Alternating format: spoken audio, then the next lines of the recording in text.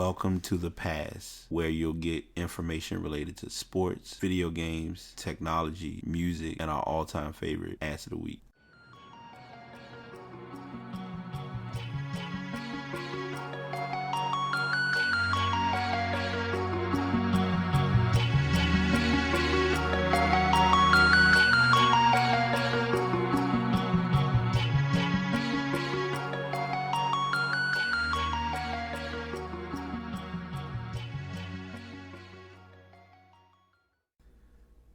Episode 152 of The Past. I am your host, BT, aka Brian. We're doing something a little traditional yet different. If anyone is following the social media, you will see that we're going with the podcast after dark theme, so it's a little later than normal. So as far as recording, it's still going to be me. I just had a busy errand-based day, I guess you can call it, this morning, and kind of relax. So I didn't really want to force a show without it naturally coming together. As I always share, the podcasts are uploaded weekly on Spreaker.com. If you'd like to go and check out any of my previous episodes, you can go to Bright Tape Podcast. And you are listening to me thanks to the Blue Yeti microphone. I've had this mic for over a year. It's become my go-to and my everything. A friend of mine has learned this, and you'll learn it too. In the event of you buying this microphone, by all means, if you're traveling or planning to travel with it, please buy a case. And even more, make sure that you do keep the foam that goes. One of the case that I have is the shells. I don't have it in front of me right offhand, but it's basically a convenient case as far as keeping it under control. It's Hermit shell. I had to look at one of my other cases because that's kind of been my go-to. Hermit shells. If you get that case, there's a foam that's inside of the case. You'll want to cut some of that off and use that for under foaming for your microphone. You'll thank me later. If you're not sure what that refers to, if you get the Yeti, just send me a message, pastpodcastbt@gmail.com, and I'll explain to you what I mean by that. As I mentioned, this is episode 152. So as we did last week, we're going to continue the trend with going over the angel number 152.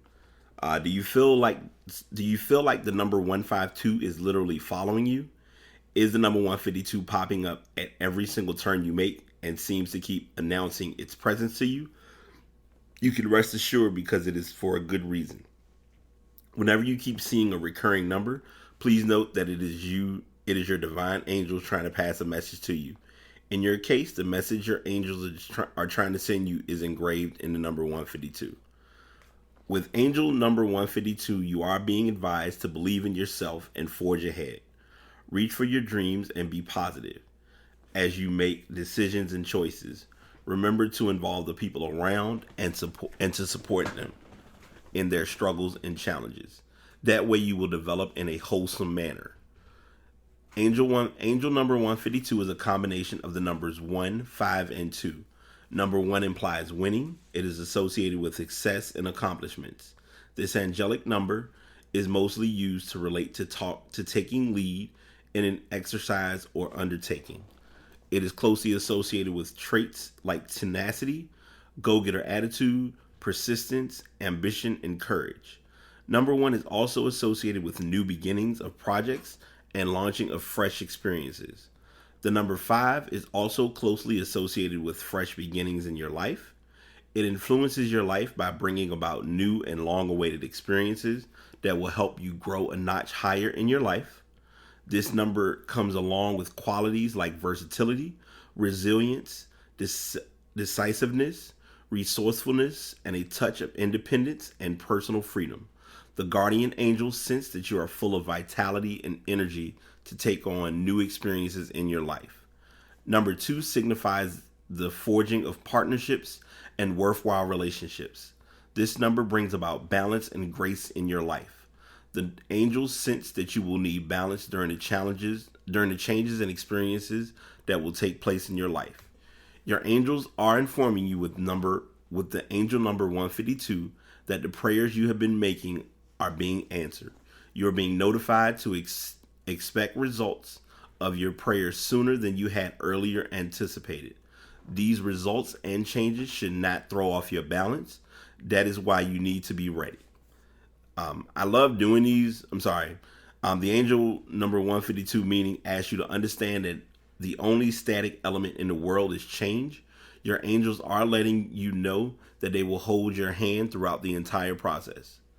What I was going to state before I didn't realize there was more to read is I love reading these and I love sharing these with everyone because there are numbers and there are certain trends that you'll run across or come across as you go through your life. Some of them may stick out, some of them may be random. I know for me, I'm sharing these with you all based on episodes, and we've had quite a few episodes going on with the past. But I also know, like, for me, everything has been about peace, serenity, as my roommate has presented, prosperity and positivity, and just getting in the right headspace. That's kind of been like my number one focal point over the last couple of months, if anything, the last few years. So we'll talk about. We went into that. Like I said, there are topics we're going to get into. The first thing that I will address, since it is March, many of you may or may not know. If you already know, then you'll probably be coasting through this part, but I'll kind of give you a condensed and simplified version. But March is Women's History Month.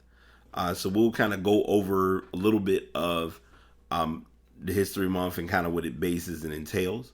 The Library of Congress, National Archives and Records Administration, National Endowment for the Humanities, National Gallery of Art, National Park Science, Smithsonian Institution, and United States Holocaust Memorial Museum join in commemorating and encouraging the study, observance, and celebration of the vital role of women in American history.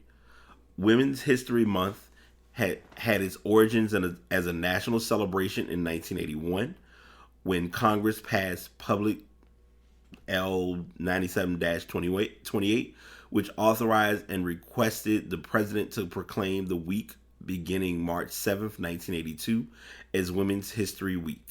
Throughout the next 5 years, Congress continued to pass joint resolutions designating a week in March as Women's History Week. In 1987, after being petitioned by the National Women's History Project, Congress passed Publicity L 100-9, which designated the month of March 1987 as Women's History Month. Between 1998 and 94, Congress passed additional resolutions requesting and authorizing the president to proclaim March of each year as Women's History Month. Since 1995, Presidents Clinton, Bush, and Obama have issued a series of annual proclamations designating the month of March as Women's History Month. And then you go over executive and legislative documents. But long story short, you will hear about Women's History Month in different manners. I just gave you this as a teaser for the benefit and for the simplicity regarding the artist spotlight. Most of you probably, if you were listening or if you listened to the show last year, what we would mainly do is we'll have a woman artist or maybe a woman group be the artist spotlight for the month of March. As I share each week, and as I always want to make anyone who is or is not aware, if you are in need of help or if you are in crisis, please contact the National Domestic Violence Hotline at 1-800-799-SAFE or 1-800-799-7233, or you can go to www.thehotline.org. You are welcome to go back to if you go back a few episodes, normally I know the episode offhand, but I always forget. But you can go back to previous episode where I give information on tips on how to, if you are in a situation and you need to make an SOS call or an emergency call, but you don't want to use your phone directly to do so, there are options on phones, Android and iPhone, that has that feature. Also, I do make sure I get the local grub option out there if you are looking to get some good food. A Taste of Heaven RVA here in Richmond. I've been there. I promised myself I was going to go back. I'm also trying to work on losing weight, so it's been like 6 in one hand, half dozen in the other, but I always like to make sure and be a man of my word in getting business exposure. They are based at 10101 Brook Road. and that is in Glen Allen, Virginia. If you are from the area, it's basically in Virginia Center Commons. If you see Vernetta or Jarvis, just tell them Brian sent you.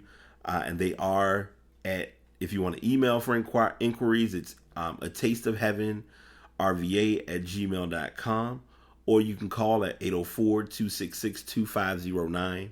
And they are with, I believe, Uber Eats, as far as if you're looking to have food delivered.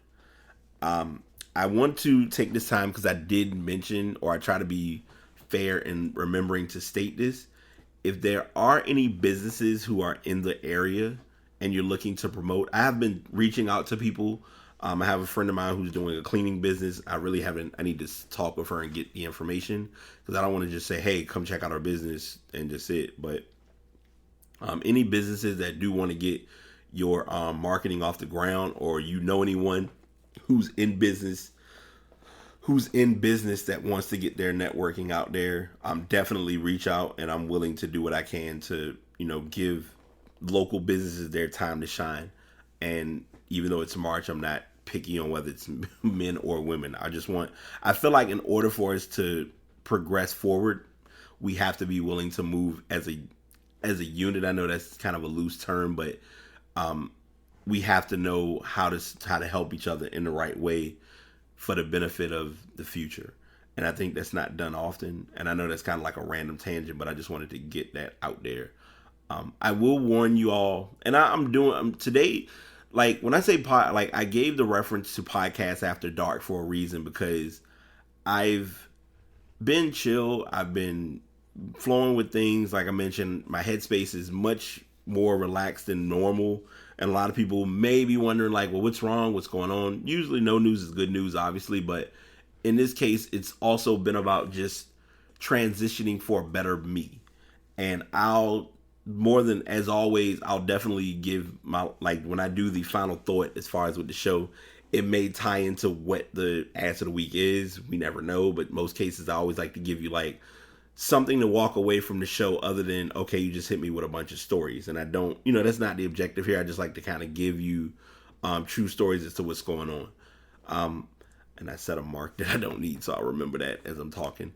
But the first story, before I start with stories, I know I'm like, okay, before you start, like, you got a whole lot of stuff to talk about. Yes, there was a lot of hoopla and foolishness going on in the sports world.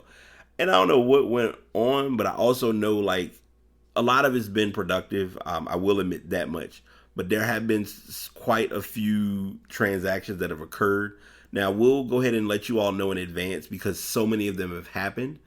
As far as with the infamous franchise tags, there have been a lot of players who have been tagged, and there's questions about all that. I won't be getting into all of those today because many of them are still going on. I've also been educated by my group as far as learning how franchise tags work based on what that entails and how that works business-wise. So without boring y'all half to death with 12 minutes of minutia, actually some important information was early on, but jumping into our first topic, and this happened not too long after the podcast. There was a game that came on between the Cleveland Cavaliers and the San Antonio Spurs. The Spurs were pretty much ahead going into the game pretty much was theirs to win. They had to do something crazy to blow it, but in the end, the Spurs played pretty good basketball. And there was a player, and there was a fan who was at the game who decided to be a little bit more vocal than normal. And it cost him, and it gave him an opportunity to be indefinitely banned from the Cavaliers facility. So the Cleveland Cavaliers have identified the person who heckled San Antonio Spurs guard Patty Mills with racially insensitive taunts, according to a team spokesman, and he has been banned from Quicken Loans Arena indefinitely, with a review to come after a period of 1 year. I think it's great to see other teams, other organizations having each other's backs, the Spurs' Danny Green said during the team shoot-around on Tuesday. It's still a fraternity, still looking out for the players, regardless of what team they're playing against and who's on the floor. the organization's helping fans be accountable for what their actions are. It's a great thing. Late in the Spurs 110-94 win in Cleveland on Sunday. So I'm sorry, this story broke probably before we did the show, but we really didn't. I didn't have an opportunity to blend it in, but it was key because it happened. Blah blah blah. Whatever. Continue. In their game on Sunday, a fan sitting close to the court heckled Mills while he was shooting at the free throw line. Mills took to Twitter late on Sunday to respond to a fan who posted a video clip of the incident, saying he hoped to enlighten the confused, hateful fan. He did give the tweet. You can read that on the link in the show notes. Mills was at the line with 2 minutes and 29 seconds remaining in Sunday's game when the fan could be heard yelling, "Hey, Jamaica called. They want their bobsledder back. Hey, Mills, Jamaica just called. They want their bobsledder back." The heckler was originally misinterpreted by both the fan who brought the clip to Mills' attention and Spurs forward Kyle Anderson as "Hey, Jamaican dog." Mills is a native of Australia who's black. He wasn't asked about the taunts after the game. His father is a Torres Strait Islander and his mother is an indigenous Australian. They were able to point out who it was. Manu Ginobili was surprised by that. It's great that things like this are not happening again. If not, we'd be very hypocritical. It can't be allowed, so it's great that it happened. I don't know how they found them, but it's awesome. Okay. So this story made the headlines primarily because there are moments when we have an opportunity to get ahead, and there are moments when society just sets us back being closed-minded. There's already enough fight and battle with racism in America as it is, but then there's also no help when it comes to dealing with being hypocritical or just generic criticism that shouldn't even be occurring to begin with. And what makes it kind of tough, in my opinion, is he's out playing the game. His job is to, like, as a basketball player, an individual's goal is to entertain. Now, entertaining is not scripting that, okay, we're going to let this team win, let this team lose. It's they're here to put on a good show and play a game of basketball. So of all the things that you need from someone in the crowd to do, for someone to make that type of an obscene remark or reference just shows you there are moments when we seem or have the opportunity to be so far ahead, but incidents like this put us so far behind. And, as Patty Mills, you can tell he's a veteran, because if it was any other player, it's almost, and I'm not prototyping or putting this as a thought, but it's kind of a similarity of saying, if you look at LeBron and say, "Hey, monkey, go out there and shoot the ball." It's, even though we went through a similar instance, and I don't believe we talked about it on the show, as far as the news person who made the reference to LeBron and saying what he needs to do is just shut up and dribble, when it's like, okay, you can't put a person in a place of just doing what they do. It's like she's going and talking about someone in sports when you talk about news, but it's like no one's telling you, all right, well, why are you talking about sports? Focus on news. Focus on your politics. Focus on 45. Things of that nature. It's, you can't have it be both. You can't selectively put it both ways when it benefits you. And that's what made this situation frustrating for me looking at it, strictly because there was nothing that the individual, there was nothing Patty Mills was doing to even provoke or enable that to occur. But then it was even dumber because the person who's saying it, it's like you're stereotyping someone in a category that doesn't apply to them. So it makes you look even dumber. I'm glad. The main factor, the important part of it is they found the person who did it. They were able to escort him out. Hopefully, depending on how the Quicken Loans Arena handles it, he doesn't get to come back for at least a couple years, or if he comes back, he has to publicly apologize or make something PR based or beneficial for the sake of the story and the situation, because it just looked shady and looked crappy the way he did it. Because he proved and he proved and confirmed himself why he was trash and why he was garbage for saying what he said. That's just my opinion. That's my take, my 2 cents on it. What do you think about it? I would love to, and this is going to be something new that we're implementing. Related to this story, what feedback do you have? Do you feel like it was right? Do you feel like there should have been nothing done? Do you feel like the NBA, like they need to, the NBA as a organization should address this person who's saying that? How do you feel about it? Give any feedback if you are listening, passpodcastbt@gmail.com. So I'm going to plug that each time, and you'll have markers to remind you of where to hear it and where to give any feedback related to that. Going into a little bit of the NCAA. So the NCAA is going to get its attention, but it's going to get it in a very non-NCAA way, and I'll explain why in a second. LeBron made yet another comment, and I will say the comments that he made were valid for the situation and the moment as it all went down. As far as if you may or may not have known, we talked about this last week. There has been a FBI recruiting scandal going on, trying to figure out if players have been given money. There was even a wiretap involved with Sean Miller. Turns out that he's indefinitely he's on suspension right now. They're still trying to get the kinks out and figure out what they're going to do with him as far as that goes. But they're also looking at DeAndre Ayton. They kind of just gave him a slap on the wrist and said, "Oh, you can play next game." They did confirm, and I believe I talked about this on the show, as far as with Colin Sexton, he had already served his 1-game suspension at the beginning of the year. So his time was served in a sense.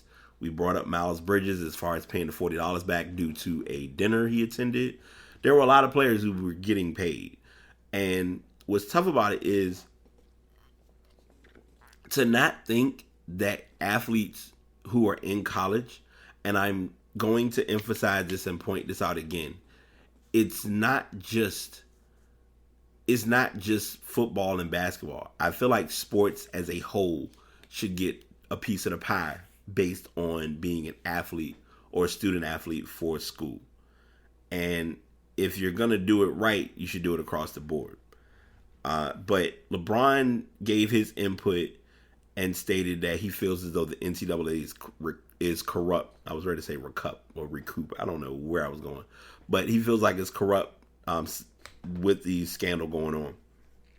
So LeBron James called it NCAA corrupt on Tuesday in the wake of multiple reports implicating major NCAA players and programs in the FBI's ongoing investigation into illegal recruiting. The NCAA is corrupt. We know that. James told reporters Tuesday at the Cavs shoot-around. Sorry, it's going to make headlines, but it's corrupt. One day I'll learn how to read. Y'all know I struggle every time. But the NBA superstar also proposed that every NBA team should have a farm system and that it could be a substitute for the NCAA.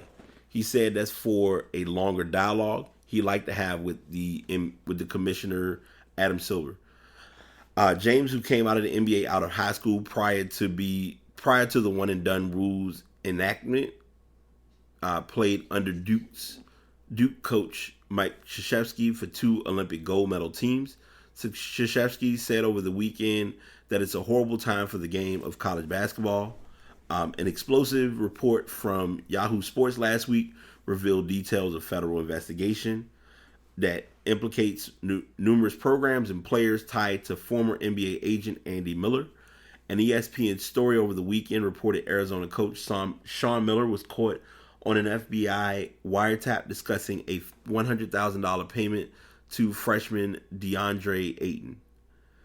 What makes this story such a battle and such an extreme attention grabber, I guess, is the fact that there are so many players who are either in college, about to go to college, are in the NBA, that we really, to be able to track and get each person, you would be working on that for quite some time.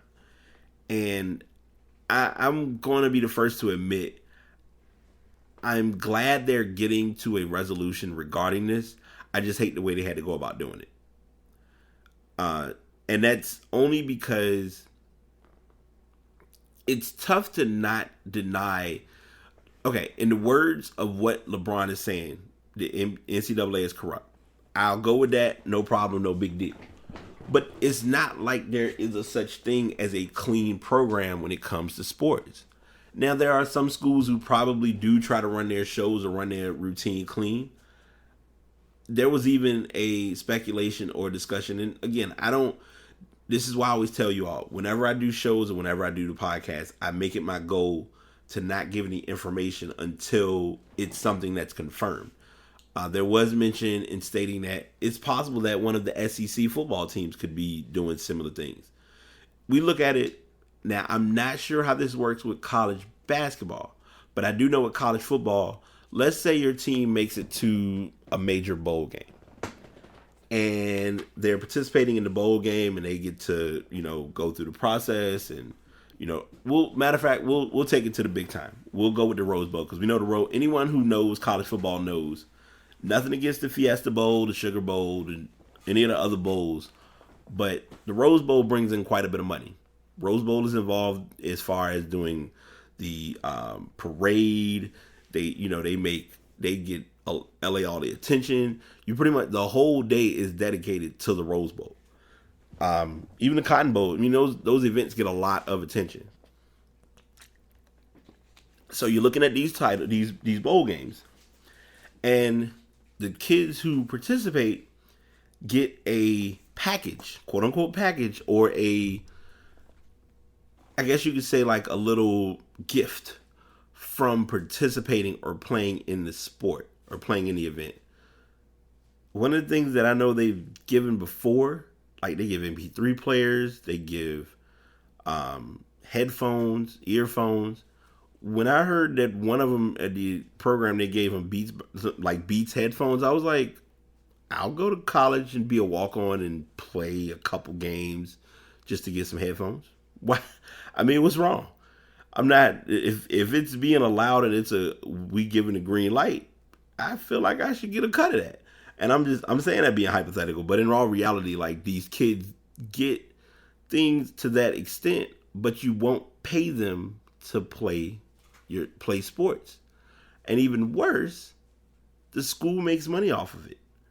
And I know I always tie it back into that, but that's a key part of the story or a key part of the equation is that there's money involved that will never change no matter how you look at it, no matter how you skin it.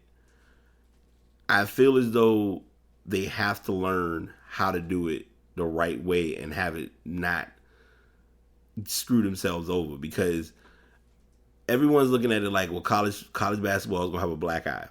College basketball is not going to have a black eye. If you know and understand the game, it'll be fine. It's going to be handled just like they handled it all before. They'll either, because they initially were talking about doing a stipend with college students, but then it kind of came and went and it didn't stick. So as far as the story goes now, and I'm telling you, I'm already confirming this now. DeAndre Ayton, I think he even mentioned it already. He's going to the NBA. He was going to go. With this happening, he has to go to the NBA. Him staying in Arizona would be no benefit to him because he could possibly become academically ineligible. Arizona could possibly lose scholarships if this becomes like a big smack or how the NCAA handles it. There could be a lot of heads that roll due to this, like NCAA administrators, not just college administrators, but NCAA heads, because they have to write off on this as well. Duke, I wouldn't be surprised if Wendell Carter's gone. I think I may have said it before because I know his name came up. He's gone. Dennis Smith, when he was at NC State, he was just playing to go through the motions. It was obvious he was going to the NBA. After this story came about, now you realize there was no other option. Because if he stayed and this story came full circle, it would not have looked good for him. Sticking to college basketball, and I'm dropping that story like I am only because there's not really much that can be said about it right now because stories are still being, I won't say leaked, but stories are still being kind of shared and presented as far as what's going on with different schools and how they're handling their respective issues and concerns in regards to this. But there are a lot of smaller schools who aren't doing this, and they're trying to get berths into the March Madness tournament. So we are at our favorite time of the year. I will be the first to admit, and I'm talking away from the mic because I have to look at the calendar to remind myself. Next week is going to be a very conversation-based NCAA conversation piece, talking point, whatever. I know that was like really long-winded and a run-on derpy sentence, but in reality, we will definitely be chewing NCAA apart, not in a bad way, just breaking down a lot of what is coming. And to confirm and to kind of give everybody an overall perspective, right now we're at our conference championships for different conferences, and it's weird, but it's not weird. A couple of big conferences have already started to cap theirs off already. And I think the Big Ten makes sense if you look at it from the football perspective. I'm going to explain why. So in the Big Ten, Michigan won. And it was kind of surprising because Michigan actually beat Michigan State to get there. Michigan State already had the regular season sewn up. So anyone who knows college basketball, I always talk about this each year. If you're in for college basketball, I mean, if you win the regular season, you get the regular season title, you automatically are going to get a bid. Winning the conference title, winning regular season conference title and winning the conference championship kind of pushes you a little bit in your rankings if you're in one of the big conferences or the powerhouse conferences: SEC, Big 10, Big 12, ACC, Pac-12. I can't think of the others offhand. I would say Atlantic 10, but not necessarily, because Atlantic 10 has been kind of, and I won't say a no-show, but they haven't been as big on the map as they normally are. But as far as it goes with teams who have made it, that have punched, as they use the term in college basketball, that have punched their ticket, Lipscomb has made it thanks to the ASUN conference. Radford made it out of the Big South. Go Radford, local school, will represent. As mentioned earlier, Michigan was able to make it out of the Big Ten. Iona made it out of the Metro Atlantic Athletic Conference.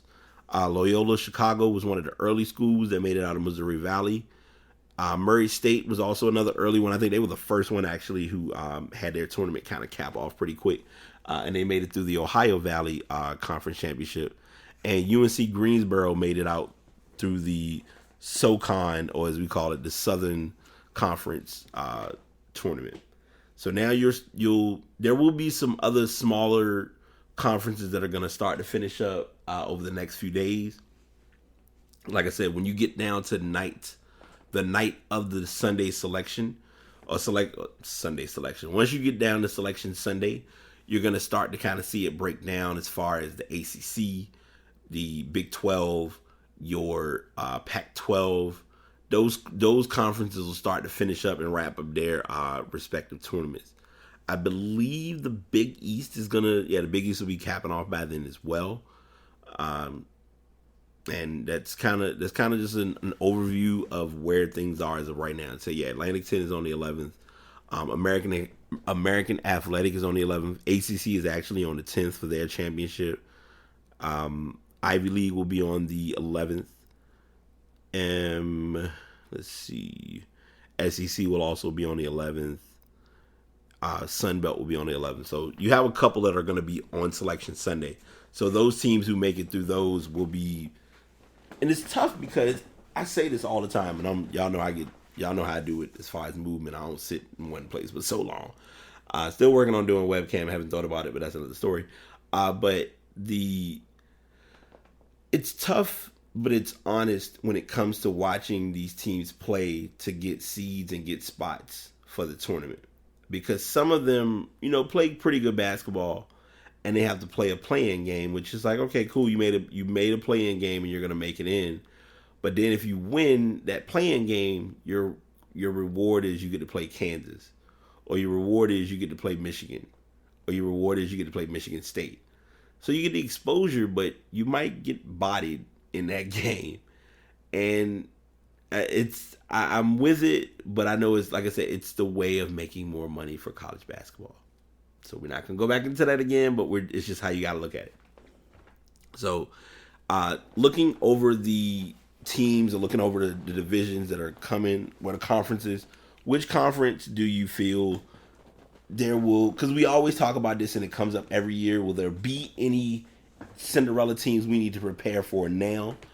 Before Selection Sunday comes, because when Selection Sunday hits, we're gonna be chalking that board. And that might be a bit of a creative task we'll do on the podcast to chalk up our own March Madness board, and we'll just break down teams. And what I may even do to go a step further is open up a bracket, because I think Tuesday.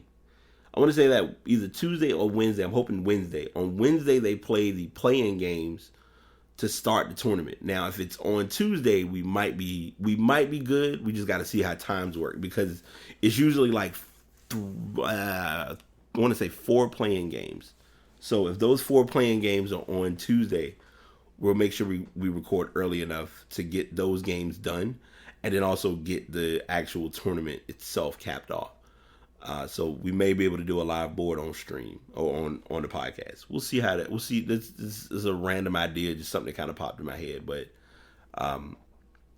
that's just what I'm thinking of. But if you have any mid majors or majors that you feel, any majors that you think may be upset, do you think NCAA will be in the Final Four again?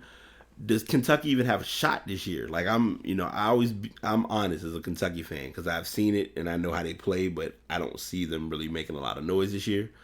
Most of the guys who are there looking at their future, I already know Kevin Knox is probably going to be gone, because he was another individual who was in the probe with the FBI as well.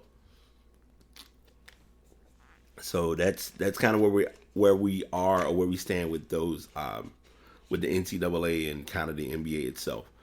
To kind of give a little bit of a football ear, like I said, we're not really going to get into too much of the franchise tagging. I will be the first to admit, because I did talk about it, there was so much that happened as far as with the NFL Combine. Trying to break down every single thing that was seen, good luck. Now, if I was a football-based podcast, absolutely, I would give you 40 times squats, reps, everything, pass completions, throws, things of that nature, who looked good, who was out of place. It's tough to really measure based on the combine, because a guy can run a 40 but can also be a non-factor for an NFL team. So it's just something to think about.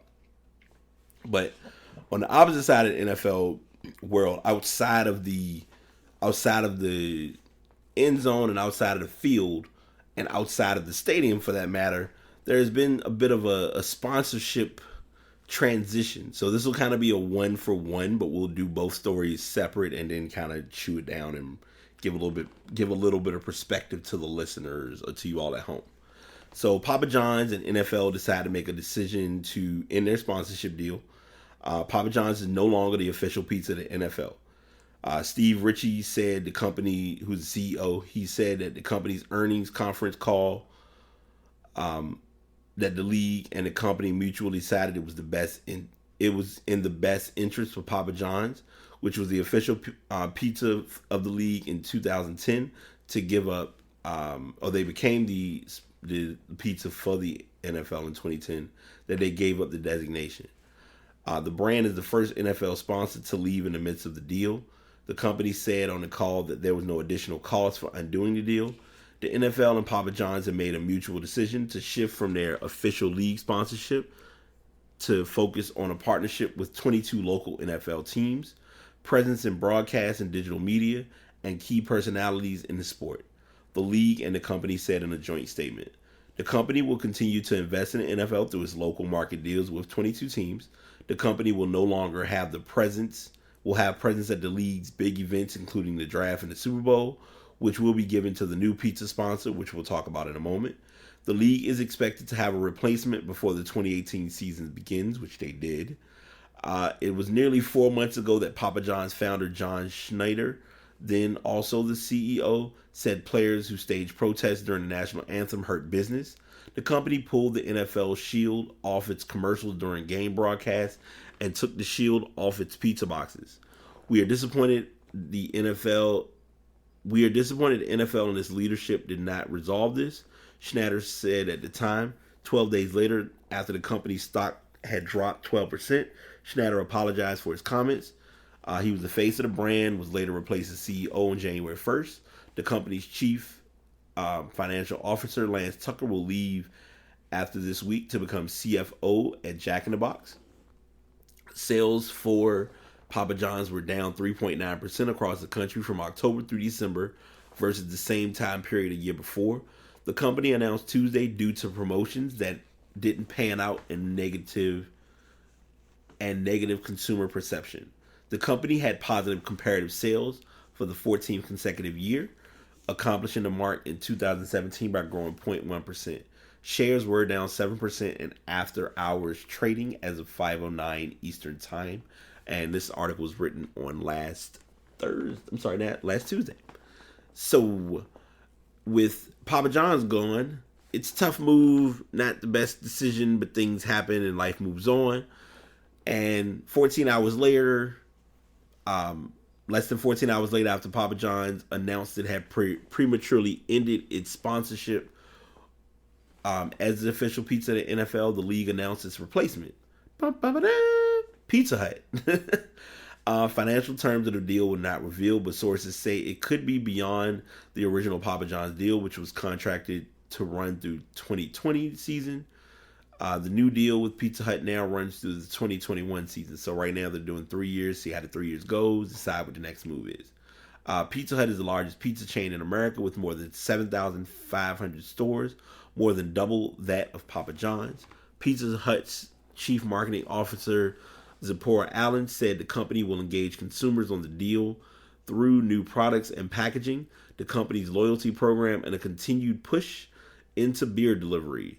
The brand started a pilot program to deliver alcohol into homes in Phoenix late last year. The partnership could eventually include a less traditional content play. More than half of Pizza Hut orders now take place without the customer calling on the phone. 70% of online orders are placed via mobile, an industry high. The NFL and pizza appeal to the same demographic, which is everyone, said Renee Anderson, the NFL Senior Vice President of Partnership and Sponsorship Management. Fans watch our game and they do it around a pizza box. That's why it's one of the most important categories in sports sponsorship. Pizza Hut's first opportunity to take advantage of the sponsorship will be the NFL Draft, which will take place in late April at AT&T Stadium in Arlington, Texas. Pizza Hut's headquarters are in nearby Plano.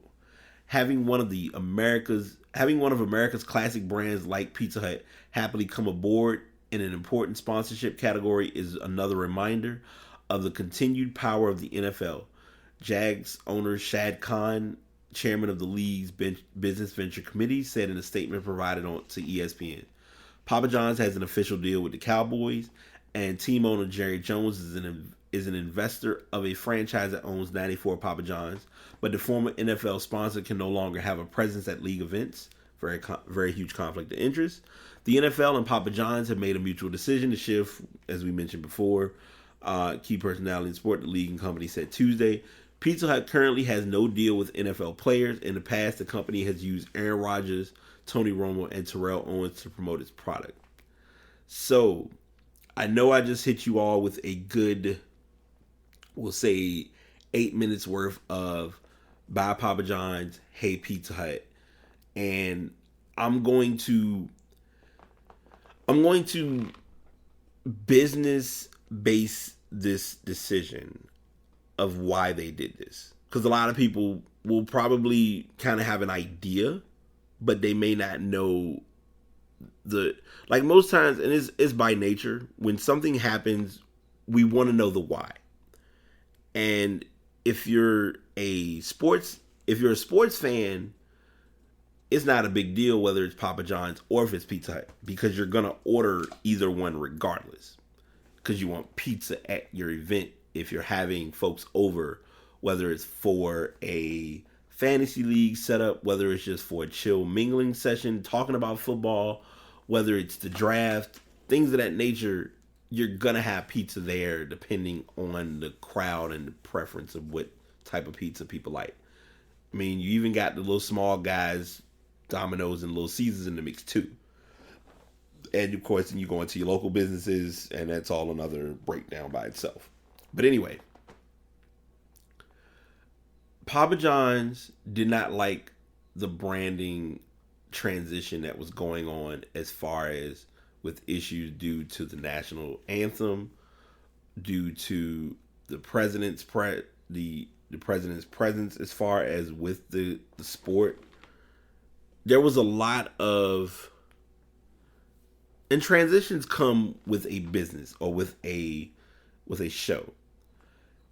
And if your name or if your logo is plastered throughout the show and it's not good publicity, that can draw and generate a problem. And that can draw in and generate tension and distance between major companies.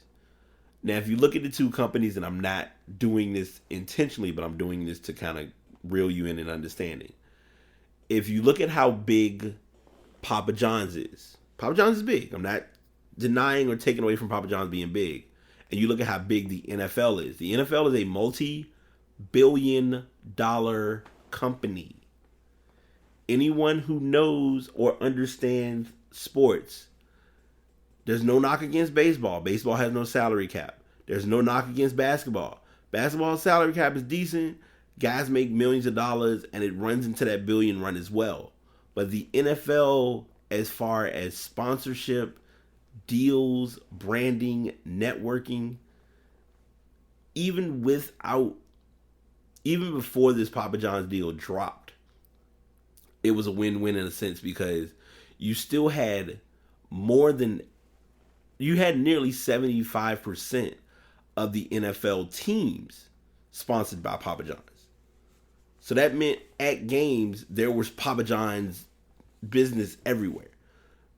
Even with the NFL losing the deal, the NFL still wins in the deal, because the teams who still have Papa John's as part of their branding or their partnership don't lose out in hindsight. Now, you won't be able, granted, that basically means it's not going to be plastered as much through the venue, but you still can get Papa John's pizza at a football game with those 22 teams. Now, exactly which teams they are, I don't know offhand. Didn't really look or see that specific detail. So now, and also, this is the other side of it, and this is what they were saying but not saying in the Pizza Hut story. When it comes to people doing orders or buying or placing orders, very few people call in to place an order. Apps do everything under and over the sun. If you want to control your Alexa, off. If you want to control your Bluetooth devices, you have an app that will do that. If you want to play music, you can do that through the phone. If you want to order a pizza and schedule it to be ready, like, okay, it's 6:18 right now. If I decide, you know what, as soon as I'm done with this show, I want to get a pizza, I can sit here, order a pizza while I'm on the phone, while I'm doing the show, have it to be scheduled to be ready by 7:30, if that's when I think the show would be ending. Because I'm factoring in when the show ends, me driving, things of that nature. So that way because most people, like, you can order something and say, all right, just order it, it'll be ready when I get there. But then you may have the factor of, if you're at work and you want to order it and you need time to go pick it up and things of that nature, that's all projected and forecasted in ordering and delivery and things of that nature. Because most people still do delivery, but there are some people who don't mind going to pick it up, because it's a chance to, like, get out the house and get a little bit of exposure and then go back in the house and eat and chill. So it's a more digital based. Now, I don't know the statistics personally, but if I was taking a wild guess, I have both apps because I'm fat. But would, if you were to ask or figure out who's more likely to have the Papa John's, which app would you more likely have or own between the Papa John's app or the Pizza Hut app? I could see more people having Pizza Hut. And even to add as an added bonus, even if you don't have it installed on your phone, you also have the option of going on the website, placing an online order, and going to pick it up, or setting up an online order to be delivered. However you choose to have it picked up and processed. More people are more mobile, more digital. It's a wave and it's a trend, and I'm hoping the NFL thinks this way now. I'm just throwing an idea out there because I feel like this is something that can help at events. Because most people don't keep cash. Most people use debit cards. Most vendors who are at sporting events accept cash. Now, I know we're at the new era where we have Square readers, we have PayPal readers, we have different card readers that you can use on tablets and mobile devices. Even last week, and I need to make sure because I don't have a tab and I feel bad because I'm going to talk about it before we do this transition about Black Panther. But when we were sitting to go and watch the movie, they had people come around to like get your order. They got a tablet, boom, boom, boom. You tell them whatever. They like tell you the price, you swipe your card, you done. It's not, okay, you gotta get cash, hold on, let me get change and all. They have the option likely was there, but as far as what's convenient, and most people, receipts, whether people realize it or not, and it's my personal preference, I would rather take a receipt being emailed to me than to have a physical receipt in my hand. Now, there are instances and there are places where you kind of can't avoid or dodge that option even if you wanted to. But my idea, because I know I was like, okay, why are you telling all this? If you had businesses who are vendors that work with these sporting events going around, and this is even at basketball games, instead of having someone go out of their way to do cash. Now, I haven't gone to any professional events recently, so it might be, they may have caught up with the times. I don't know. Instead of going all out and having people with cash and all that stuff, have it where you can order your items, and if it's at a certain section, if the person wants to get up and go get their order while it's a break or it's a timeout or something like that, they can go get their order, come back, call it a day. Or you can have it to be dropped off, brought to them.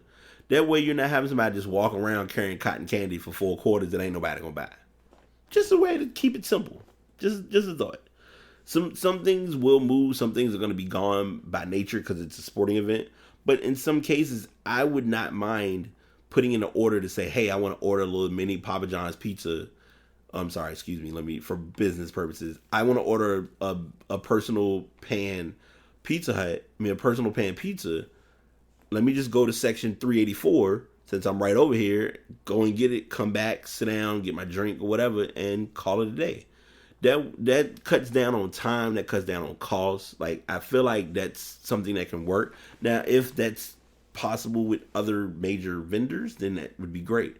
But I'm bringing that up, and I'm just saying that because that is something that they talked about in this story as far as with the mobile, more people are doing mobile business. It's a unique conflict of interest, especially with Pizza Hut having more stores, which is fine. But then even more ironic that Jerry Jones is involved with Papa John's, even though he can't have it all within his venue. They're probably one of the 22 teams, just my opinion. But how do y'all, just input. How do y'all feel about that? Passpodcastbt@gmail.com. I want your input or your insight about that presentation or that idea. So now we're going to transition into the stuff. And I promised myself, because I was like, okay, I'm going to put a tab and I'm going to talk about it. But I never did. I really didn't need a tab because I'm not going to really say too many. Reading a review of what someone else wrote about Black Panther would be not me. And I wanted to make sure that I, with doing the show, because I usually, like I said, I take notes. I'm always writing in my book, okay, let me talk about this, let me talk about that. And that was the first thing I wrote, like Black Panther review. Like, let me talk about it and give my thoughts on it. first things first, because I want people to understand my movie mindset. I'm not the movie buff, but I like to go to the movies if it's an opportunity to go to the movies, to get out the house, to get away, to just chill. I'm all for it. Like, I'm never gonna turn down an opportunity to enjoy a good movie. That being said, Black Panther was a good movie. Someone I'm friends with said this, and I want this to be clear for anyone who does or doesn't understand. If your nerddom or your nerd fandom or your mindset of being a nerd or whatever, however you want to pin or coin it, is not going to get the attention, or you won't feel like this is a movie that's going to compel you. If you don't know anything about Marvel, don't go see the movie. Secondly, and most importantly, well, I can throw a third one to be petty. Secondly, most importantly, if you're expecting this to be the wave, the thought of it's about the Black Panther movement, it's not. It's related to Marvel. It's related to the storyline involving one of the characters known as Black Panther. Knowing the backstory of that benefits you a lot as well. Third thing, and most important thing, and I may have been to another Marvel movie and recall this, but people who have gone aren't understanding, and I'm giving out L's and donating to the derpness and the specialness of people who don't get it. When a Marvel movie ends, you never leave. Let the credits roll and get some tidbits of what's coming. People don't see, you can tell when people come and they're coming to see the movie, but they really don't know the backstory or the behind it, like how it all works, or the format involving a Marvel movie. It was kind of shared anyway to expect two endings, which I was all for it. But as far as the movie as a whole, I like how it was created. Michael B. Jordan he had a good role. The guy who was in Get Out, who was in this movie, he was pretty good. Him and his partner, how their chemistry was and how it all went, where they were initially like gonna fight each other, but they ended up not. The main character, I liked his suit. His sister was like the little sister, just being randomly petty. It was a lot of key things that just made the story come together, and it was well written. As far as it to put it in perspective and to just kind of give an understanding, based on the money that it made, it's likely to triple what like if it hits or breaks $1 billion, I wouldn't be surprised. Or if it hits $1 billion, they may not say it because they don't want. This was a movie that was going to be successful, but I don't think everyone expected the success that it has gotten. And there are some people who are still saying that some of the showtimes are still selling out. So just something to talk about. And like I said, I've been sitting here like, man, I wanted to talk about it last week. Last week was just the show went, and I was like, oh, I forgot to add it. So I wanted to at least give that portion or give my take on the movie, even as a noob with Marvel. Now, I have been told, and anyone who's going to say it, have you gone back and have you seen the rest of the story so you can prepare for Infinity? No, I have not. I am going to binge watch that and invest life towards getting that done, to see what the outcome is of understanding, how we got to where we are now.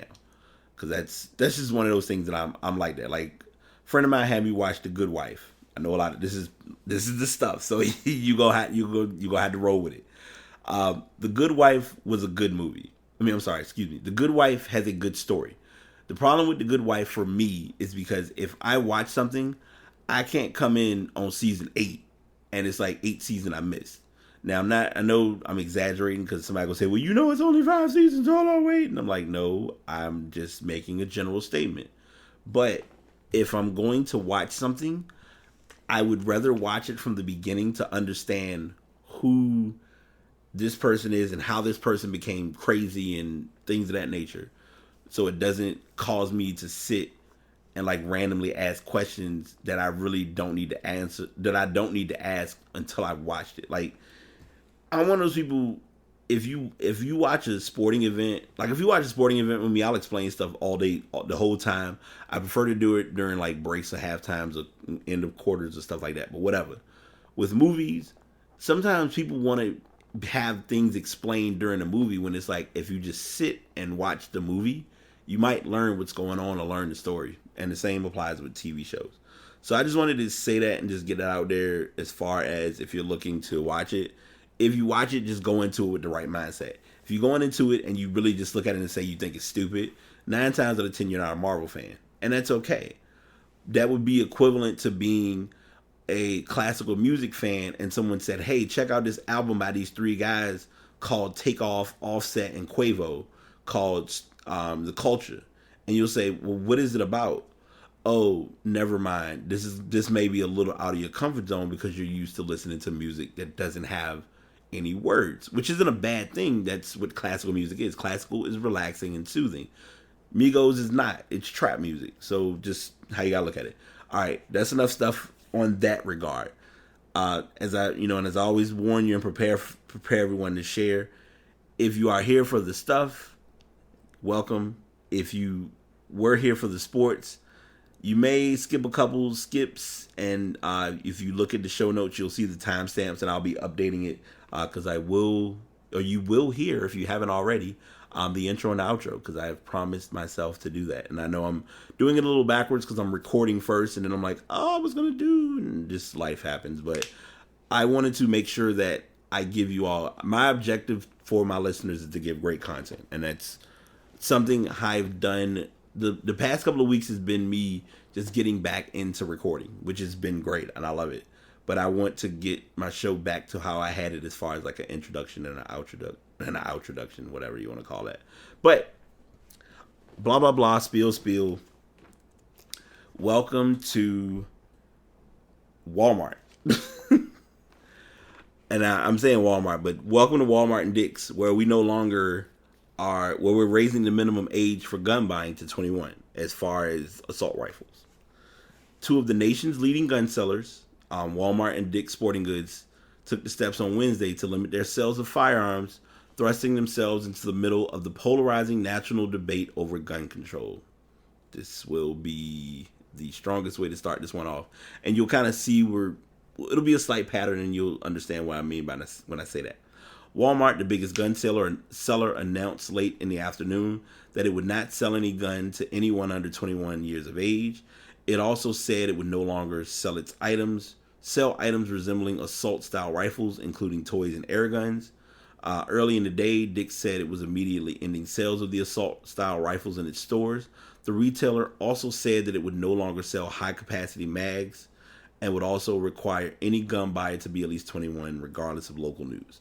Under federal law, a person must be at least 21 to buy a handgun from a firearms dealer, but 18-year-olds can carry semi-automatic rifles and other firearms.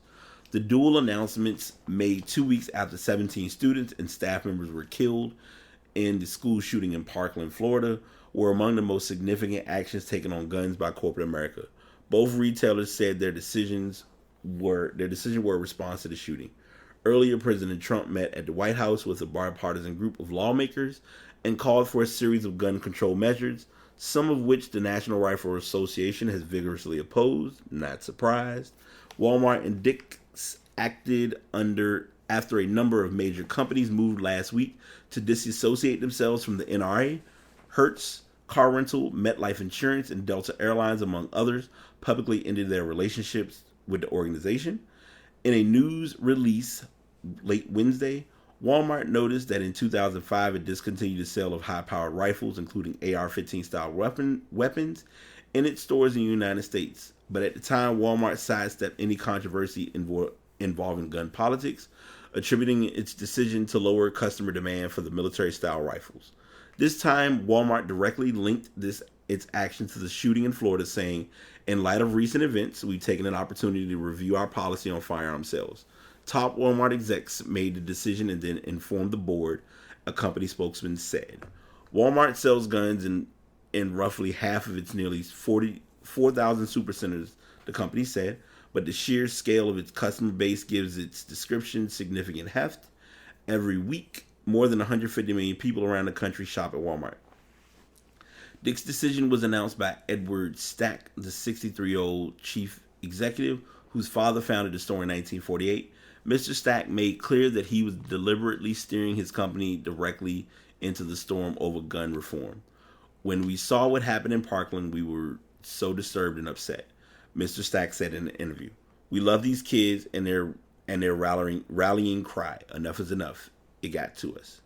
He added, We're going to take a stand and step up and tell people our view and hopefully bring people along into the conversation."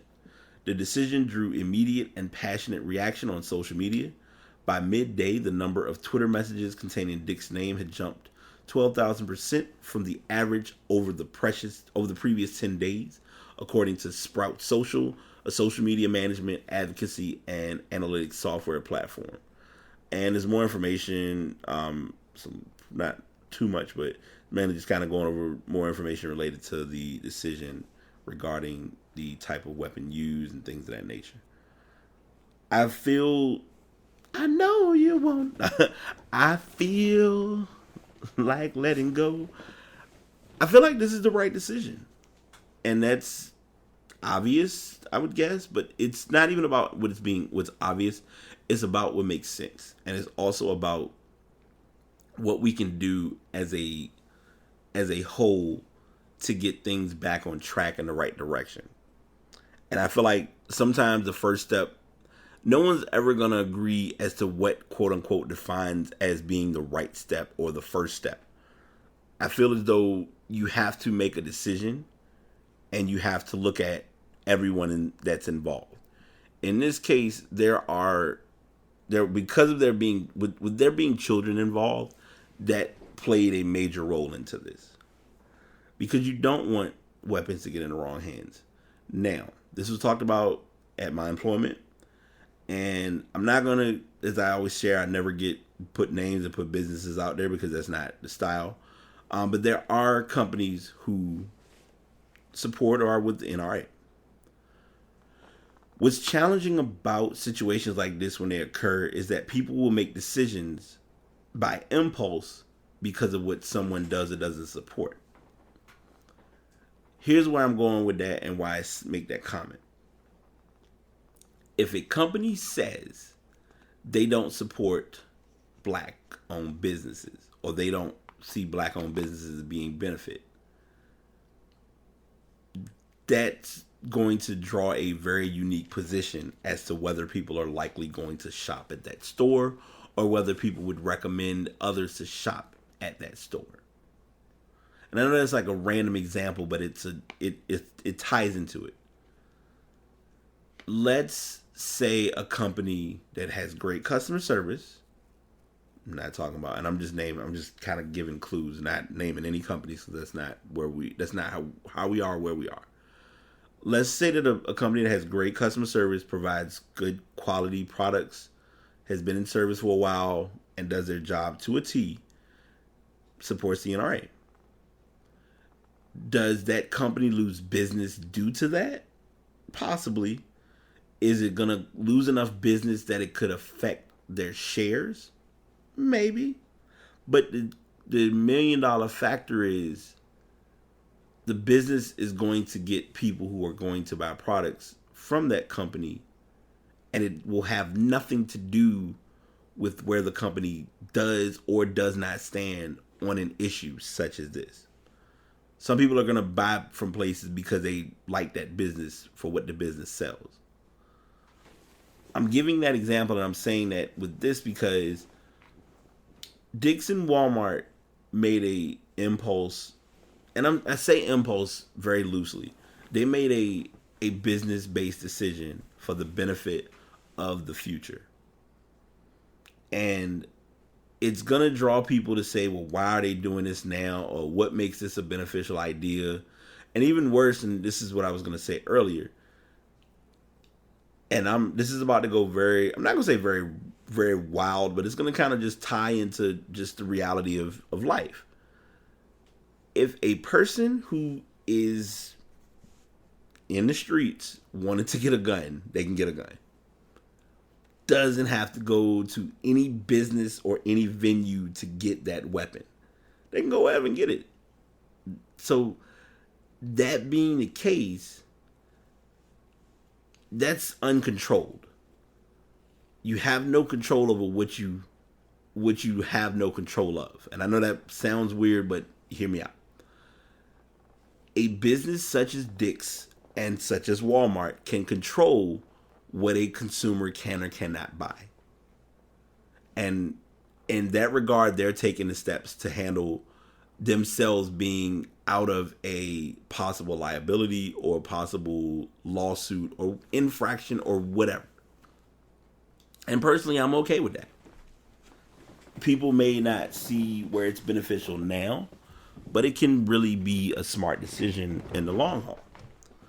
So, as far as consumers, everyday consumers stand, does this make a difference to you as to whether you're going to still shop at Walmart or still shop at Dick's because they do or don't sell weapons?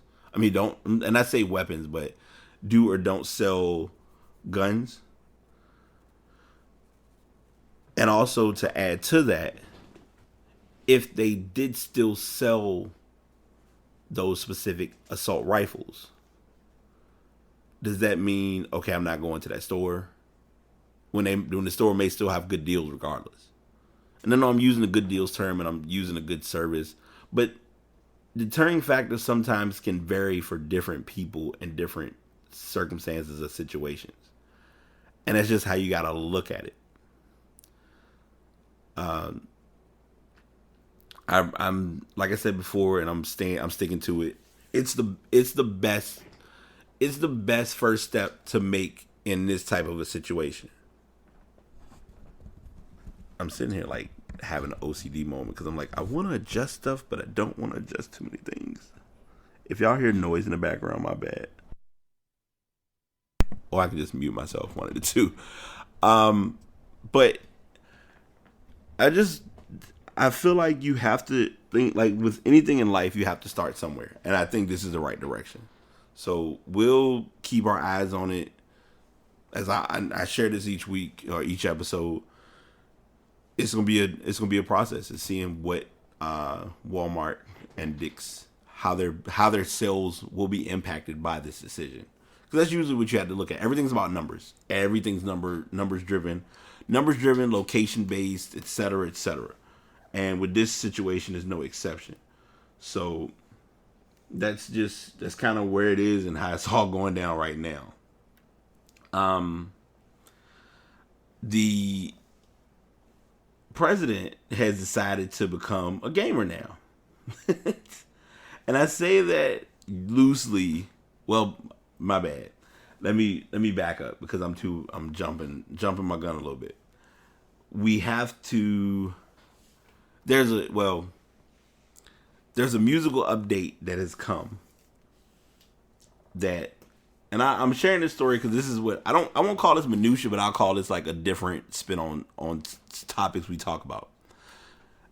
There's a product that I've looked at wanting to buy for a while. I don't really do enough music to need it. And two, I don't have the music library like I used to, or a controlled music library that I would prefer to have to see this as a beneficial thing. A beneficial product. Now, I do know people who do have it and it works for them just fine and it's been a great thing. But Pioneer has had they have a DJ controller that most people know about. It's a startup product. But their latest DJ controller now adds what's called a push button scratching. Anyone who knows DJing, so I'm about to really get in y'all heads with this one. DJing, what makes and breaks DJs in the musical or DJ community is the infamous scratching of the record. How a song scratches or how it blends all plays an important role to the flow of music. So with the advent of more powerful software and controllers, modern DJs really don't need to learn as much about spinning tracks as they used to. And that's why I didn't want to really give too much because this is going to kind of talk about it. excuse me. Now beginners are treated to automatic cues, loops, and beat matching software that takes some of the art out of DJing. So this conversation we're gonna have fun with. The latest bit of automation comes from the Pioneer and its 249 DDJ SB3 DJ controller. The unit adds a pad scratch feature that gives aspiring club monsters the ability to imitate 8 different scratch techniques that were recorded by DJ Jazzy Jeff, part of Fresh Prince, for those who may or may not remember. Whatever track you're playing, the scratch will automatically match up with the right tempo with a simple tap on a preference pad. The DDJ SB3 is an update to Pioneer's previous DDJ SB2, a popular portable professional controller. Try saying that 3 times real fast. The new interface takes its cues from the higher-end DDJ S series, like the dedicated play and cue buttons, as well as an independent auto loop button. The controller is designed to work with Serato DJ Lite, the free consumer-level version of popular professional DJ software. You can upgrade to the pro version directly for $99. So you're looking at, right now, you add about $350 if you were to buy this this Pioneer controller and the pro version, because you're not going to use the basic is going to give you the minimum. In addition to DJ Jazzy Jeff's auto scratching, the DDJ SB3 has a feature called FX Fade, a set of 8 transition effects to help smooth out your mixing. You can control 3 of the 6 allotted effects per each of the 2 decks on the fly when performing 2. Like other DJ controllers in this category, the DDJ SB3 is powered via USB and has both master RCA out jack as well as a mini headphone monitor output. The controller will be available for purchase sometime later this month. So, first things first. Papa Freak saw the hunt. Oh, sorry, my bad. Music moments happen, and then we talking about DJing, so that doesn't help. One thing that's really huge to point out and look at in regards to this topic is DJing is an art. DJing is a performance. If you have or have not seen the movie, not the movie, the TV series, The Get Down. The Get Down kind of explains this a little bit as far as like DJ scratching, breaking down music, XYZ.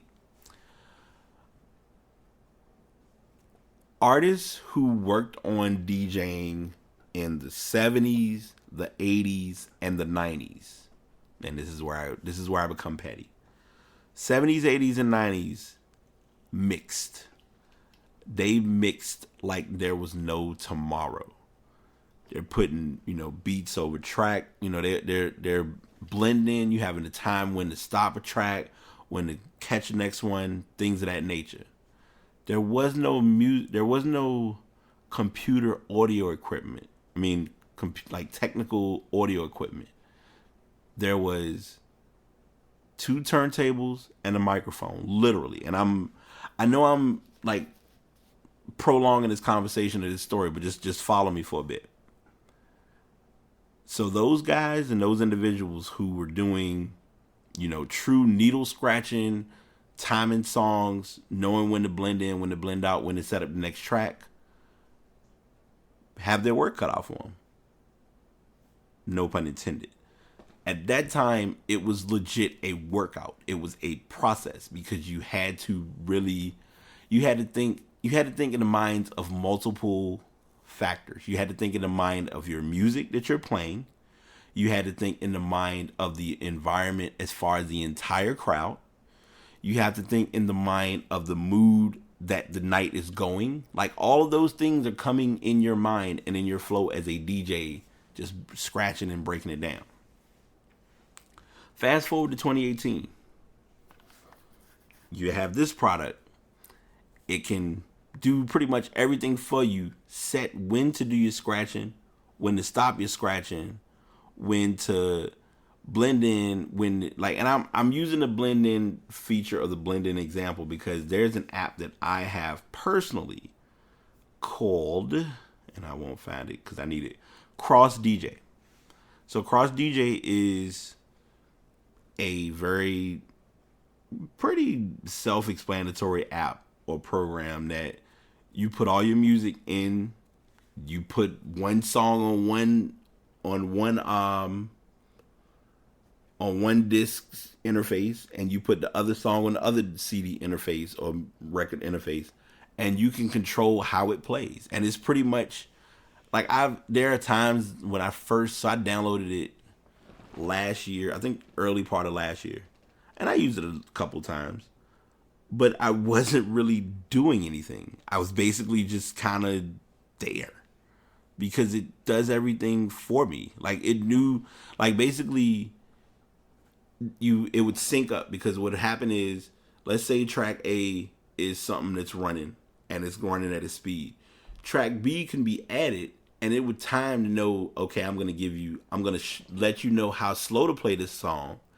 And I'm going to set it up so that when you play them together, the first track A is going to play. When track A gets to the top and begins, that's when you'll start track B and you can blend them together and just let it play. And then in most cases, because of how they were fading and doing the music, you could fade in and fade out between the two songs. So it's a much more basic and generic process than what DJs do now. So it's just something that, as the saying goes, is kept simple for the benefit of the DJ of the musician. I don't have a problem with it, but I just found it. I just wanted to share that because I was like, it's an update, but it's also like for those who actually, are invested and true DJs, they would look at this and say, why don't they just get records and actually DJ? Or as the term is used, wax. Because I have a person I follow, a friend of mine I follow. Her name is the Vinyl Sensei. And when I say I get schooled on music, I'm like, oh, you got music. You playing it. Let's let it happen. And that's you with music. And I mean, I always say this anyway, but it's no truer of a statement than when music is involved. You never stop learning when it comes to music because there's always someone who's doing or creating something that's a little bit outside the norm and a little bit breaking away from the comfort zone. So I just want to share that as a different spin of a musical twist with the flow of how artists and how a song comes together in the process. So now we'll talk about Trump because I'm like, I don't know why I was jumping excited to get to his story, but 45 has broken into the past again for his decision to meet with video games execs to discuss school violence. A variety of potential actions have been discussed to limit school violence in the wake of the shooting at Marjorie Stoneman Douglas High School in Parkland, Florida last month. From the uninspired option of raising the minimum age of potential gun buyers to President Trump's controversial suggestion of arming teachers. But a familiar target for blame appears to be on the mind of the president as well. In today's White House press briefing, Press Secretary Sarah Sanders said that Trump would soon meet with members of the video game industry to see what could be discussed around protecting schools around the country. This sounds strangely like the discussion that came up following the Columbine high school shootings in '99.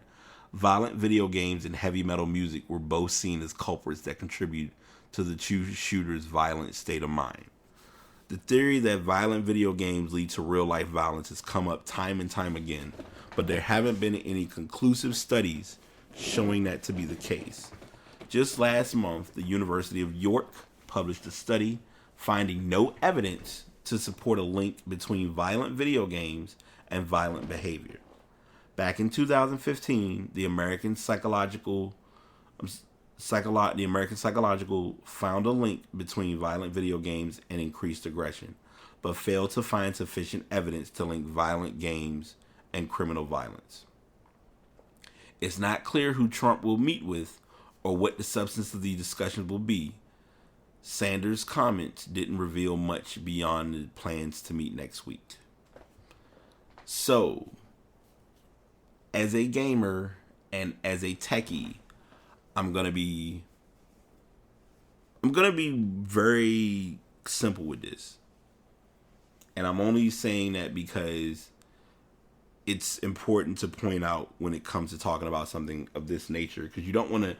One thing with me, and anyone who listens to the show always knows this. I'm not going to say that I'm very cautious with my words, but I always make sure that what I'm saying to you as the listener is not misinterpreted. And that's going to be something that we'll point out in the final thoughts as well. If we target or find things to be the problem that aren't the problem, then that's the simplest way to ignore what the real issue is and how to get to the solution. Brian, what do you mean when you say that? Well, I'm glad you asked. I personally think that they could spend all day, all night, all year, all eternity in finding every singular way to put video games and violence together as to what causes incidents to occur. I don't want to carry it and go with the white people, black people thing with using the heavy metal reference, because that would be too obvious. But I will say this. You have to really think things through and really look at people to not and like just think about what's being said and really put it all in perspective. Here's what I mean when I say that. I can get in my car right now, go listen to certain music, go listen to certain songs that were played, say, from Grand Theft Auto 5. If anyone who's a gamer knows Grand Theft Auto 5, certain songs that were played, like from hip hop, R&B, classic, jazz, whatever, like those stations that I like to listen to on Grand Theft Auto 5. Just because I hear them in game does not mean that I'm gonna start running through Richmond. Yeah, I just told y'all where I'm at. Running through Richmond, and not like y'all don't already know because I always mention it each week when I do the promotion. But going through Richmond and I'm promoting the bit, like what am I promoting? Going through the city, running stoplights, causing police to follow me from multiple angles, things of that sort. The problem is, it's real life. There are stop signs. If I run a bunch of lights, or I cause a chaotic stint to occur, and I do something that provokes a police officer to put me in the pursuit of a chase, it's not going to go like it does in a video game where I'm going to get shot and then I respawn in a hospital. I could get shot and could possibly die. So I'm using that example and saying it as that's a violent... Now, Grand Theft Auto 5, bar none, as anyone will tell you, is one of the most violent video games that are out there. Now, I haven't played it in a couple of months like I normally do. But even when I did play it, it never was played with the state of mind or with the perspective of, okay, this is going to make me more angry and rage. No, it was I had a rough day. Let me get online, shoot some stuff, drive some cars, run some events and missions, and then go to sleep. That's legit what Grand Theft Auto is for. Just because I play NBA 2K does not mean that I'm trying to go to the NBA. Same thing. So when the reference or the comment is made that violence in video games is what's causing people to go out and have mass shootings, no, it's not. If you had a crazy moment, or if you got shit going on and you're either depressed, upset, don't have anybody to talk to, have been doing shit that no one saw the signs of it happening, then you pretty much kind of made it clear that no one acknowledged it. So now it's become a problem. And in this case, these things were seen, but they weren't heard. If that's a simple way of putting it. As long as we don't acknowledge it or we don't see it, everything's fine. And that's mainly how it has and how it's been treated. I'm not justifying it in any way, shape, or form. Like, I want to be sure that I clear that up. But I also feel like if it is going to be tied as a problem, have the source and have the reasons, as to why it's a problem, before you just say, oh, it's a problem, and you don't really know why it's a problem. So that's where I'm at with the meeting. The meeting might be productive. They might actually get something resolved, and they might talk about something, or it could be just smoke, and they really may not get anything accomplished in this conversation. I'm not even sure if they're gonna have a meeting. Just my personal opinion, but you never know. So we'll keep, we'll see how it all turns out. If it comes back up and it's a follow-up story related to this, we'll swing it back in the queue and give it some attention and see what the records have found with talking to Blizzard and Rockstar and 2K Sports and EA Sports, and see what they say, and depending on who's going to be there for the event, because I wonder who they're going to actually talk to. So our artist spotlight is none other than the beautiful, great, phenomenal, and I feel like I may have had her as an artist spotlight before. So if it's a repeat, y'all just gonna have to accept it, because y'all know me. I'd make sure I try to give new spins. I have most of my artists queued up for the month of March, as I mentioned, and this is what I was talking about earlier. All of the artists for the month of March are going to be women. I may throw some wild cards and get some independent artists that you may not know about. We're starting off kind of in the simple, direct point today with Alicia Keys. Alicia Keys became an international star with her singular mix of classic and contemporary R&B. Behind the number one pop hit Fallen, her debut album Songs in A Minor sold over 50,000 copies during its first day of availability in 2001, and eventually moved over 10 million units worldwide, thus setting the stage for the then 20-year-old's long career.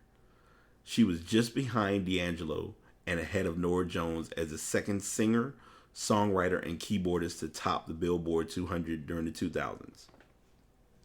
The Diary of Alicia Keys cemented the popularity 2 years later, and she spent the next decade refining her signature sound, racking up gold and platinum certifications, and collaborating with the likes of Jay-Z, Emily Sandé, and Frank Ocean. Alicia Aguelo Cook was born in Harlem in early 1981. Raised by her Italian-American mother, she enrolled in classical piano lessons at the age of 7 and began writing songs 4 years later. An education at the Professional Performance Arts School helped develop her vocal skills, and Keys graduated at the age of 16 as the class valedictorian. Two Columbias loomed on the immediate horizon: Columbia University and Columbia Records, both of which had extended offers to the talented student and musician. Although she attempted to make both options work, Keys found it difficult to juggle the two commitments and chose to focus exclusively on her music career. Assuming the stage name of Alicia Keys, she began working with Columbia and contributed a song to the Men in Black soundtrack, but disputes with the label resulted in her contract's termination. Keys bounced back by aligning herself with Clive Davis, the president of Arista Records, but work on her debut album stalled when Davis was ousted from the company in 2000. Davis soon formed his own label, J Records, and welcomed Keys back into the fold with an aggressive, publicly publicity campaign including including an influential appearance on the Oprah Winfrey Show. Songs in A Minor was released in June 2001 and debuted at the top of the charts, eventually netting 5 Grammys and rising to platinum status in 10 different countries. Released in 2003, The Diary of Alicia Keys enjoyed similar Grammy-certified success, and Keys released a book of poetry the following year.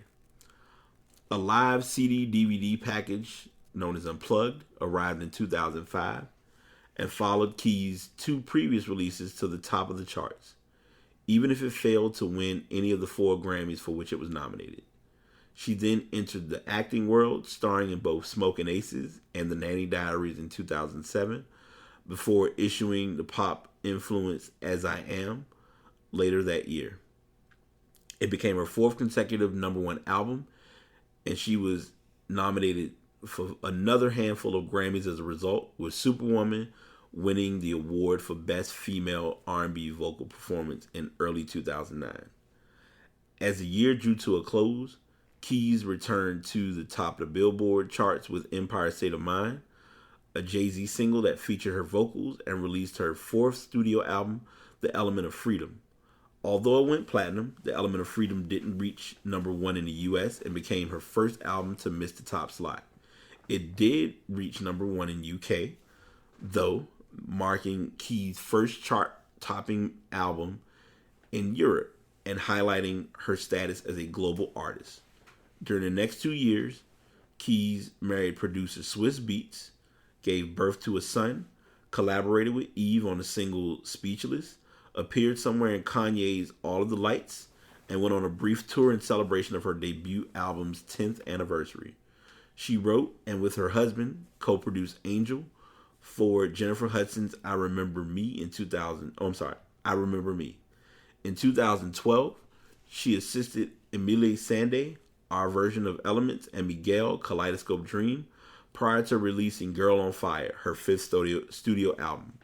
It was issued on RCA that November and featured collaborations with her husband, as well as Sandé, Salam Remy, Jeff Basker, Frank Ocean, and John Legend.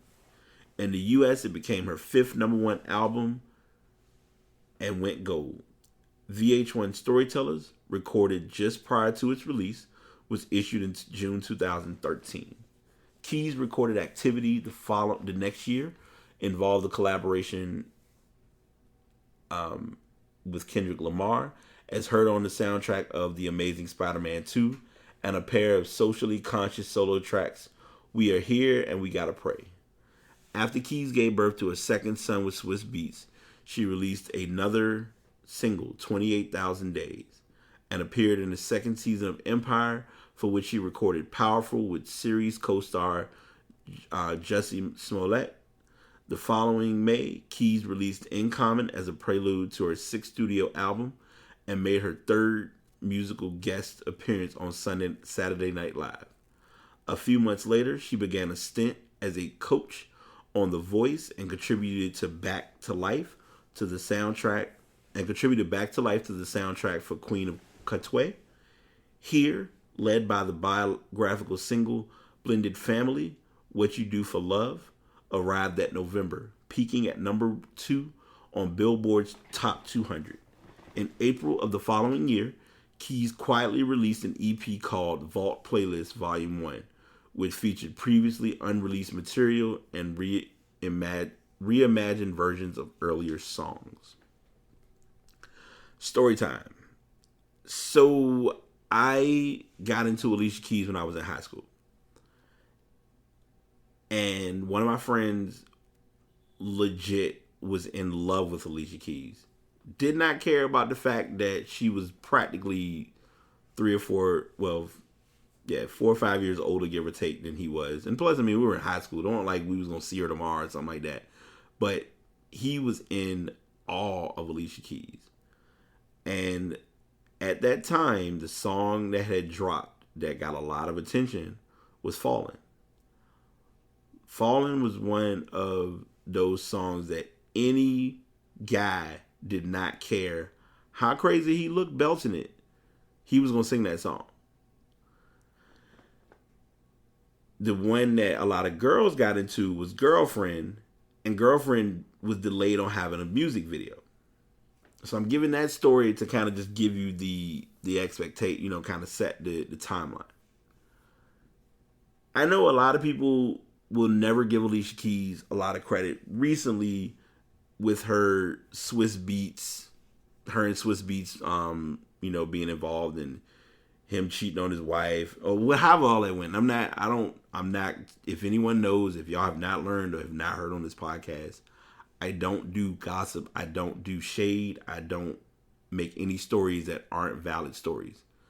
That's why I always make sure whenever I'm reading something, it's from Bleacher Report, ESPN, Engadget, Kotaku,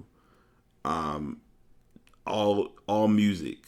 I'm at the source that's going to have the right story. I don't like doing Swiss Beats was with Alicia Keys and they were at this event at this time per TMZ. You won't see TMZ or the Shade Room on here. Just going to tell you like it is. But her doing and that all of that going on, not my place, not my concern. Really not much I can have to say or want to say about it. That being said, she's always been an impact on music from my personal perspective. Like, there are a lot of artists that I'm always usually ready for and anticipating their album to come out. Hers, I'm always like, I got my ear to the grind, waiting for a song or waiting for an album. When Here came out unexpected, but I can listen to Here because it's a true start to finish album. Two things that I think about with her too, and this is my personal opinion. Like, she named herself Alicia Keys because Keys was based on she's a pianist. Like, when it comes to playing the piano, she can play the piano with no problem. It never happened, and or if it did, I never paid any attention of it happening. Alicia Keys and NDRE doing a collab would have been one of the sickest mixes to listen to or give a spin. Alicia Keys, I feel, was inspired through Stevie, just like NDRE was. It's not said in that article, but I personally feel like that was the case at that time. I'm giving a lot of accolades. Like, she built her, like, as far as her Grammys and awards, she was doing it. And what's even more interesting, and this isn't talked about now. We talked, it was brought to my attention, especially with listening to Joe's podcast. We're in an era and we're at a point now where you have to, whenever you're measuring or you're looking at like albums at one point were based on how many actual albums pushed, how many were sold. Now we're at a stage of where how often is it streamed. If it's getting the stream time or the play time, then that plays into your numbers. If streaming was out back then, this album would have streamed. They would have had to probably break the internet, or it would have broke the internet. And I know I'm like saying that hypothetically, but Songs in A Minor was a very breakable internet album, and that's her first album was kind of like the confirmation of her giving dedication to Stevie, because his album was Songs in the Key of Life, hers was Songs in A Minor. Pay attention. Like, when I tell you, like, I know I sound a lot of times like I'm the old music head, like, so much about music. No, a lot of things, stories tell themselves based on artists and how a situation is or is not presented. So that's just kind of my start to finish about Alicia Keys and her music. Like I said, we'll have a different different female artists each week for the month of March in regards to Women's History Month. As always, and I wasn't sure whether one of these was going to make it to be Ass of the Week, but we kept it and it's here. But we are at what I consider to be my favorite part of the show, known as the Ass of the Week. This week's Ass of the Week definitely deserves. Both of them did a good job of earning their proper cred for doing just dumb shit, period. And all I can tell you is I'm shocked. The first story we have, I'm shocked, but I'm not shocked because it's like it's always that just when you throw it, you should never cease to be amazed. But then there's bam, this happened. So there's a baseball coach who's at Texas Wesleyan who stated that he won't recruit players from Colorado. So we're not really going to read... We'll read the article in a moment, but we're going to read the email. And then we're going to just go into the story, and then I'm going to... You'll already know why he's asked of the week, but this letter, or this email made it clear that I'm hoping in the story that we know that he got fired, or someone got fired for being this dumb. Hi, Gavin. Thanks for your interest. I'm sorry, let me... I love doing this because I have to be petty. Hi, Gavin. Hi, Gavin. Thanks for your interest in our program. Unfortunately, we're not recruiting players from the state of Colorado. In the past, players have had trouble passing our drug test. We have made a decision to not take a chance on student athletes from your state. Like, that's almost worse than saying you people. Like, we're not accepting... We have made a decision to not take a chance on student athletes from your state. You can thank your liberal politicians. That was just an added just add on to it. Best of luck wherever you decide to play. Okay. So that's the letter. Let me make sure I'm giving you the setup. And then we'll just go into the article. The Texas Wesleyan University baseball coach is under school investigation after an email he sent a potential recruit went viral. On Wednesday afternoon, Denver radio personality Darren McKee of 104.3 The Fan tweeted a screenshot of the message delivered by Coach Mike Jeffcoat to a player named Gavin. Jeffcoat explained he is currently not recruiting players from Colorado because they have had trouble passing our drug tests in the past. The coach also claimed the young man can thank his liberal politicians for his position. Texas Wesleyan confirmed the existence of the email in an official statement. This is a personnel matter, and it's currently under investigation. It is our university policy to not discuss personnel matters, but we want to reiterate that this email does not reflect our values, and we do not condone discrimination. This includes discrimination on the basis of race, color, origin, ethnicity, gender, religion, disability, or sexuality, or the political legislation of one's home state. We are committed to providing an inclusive campus for all of our students, faculty, staff, visitors, potential students, and their families. Texas Wesleyan has a long tradition of excellence in athletics, and we are committed to recruiting student athletes who will excel at our university. Like the NAIA's core values, we are focused on building and recruiting champions of character. As Deadspin's Emma Bachelleri wrote, freshman outfielder Logan Bistrup is the only player on the Texas Wesleyan roster from Colorado. He was born in Round Rock, Texas. I'm going to just be a little quiet for this one for a second. I am truly hoping that the school does not have a pre-formatted email for someone if they apply if they want to be recruited and they are from Colorado and this is what you send. You can't be that dense or that serious to do something that stupid. But I've seen worse. But this is pretty horrible. This takes the definition of trash and hot garbage to a whole new level. I say that and present it that way strictly because of all the things that you want to say as far as folks getting high or not passing drug tests, whatever. Don't put that in an email. If you say it, it would have. I guess I'm gonna kind of be the PR person and look at it from a simpler perspective. He could have said that we're not interested in you being a student at Texas Wesleyan, or we don't want you on our baseball team, and just left it at that.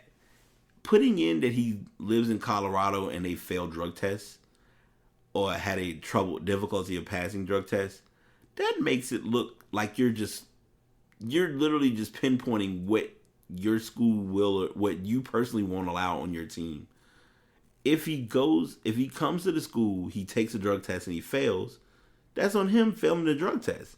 That has nothing to do with, like, a person can fail a drug test and live in Illinois. I mean, come on, like, that was just bad.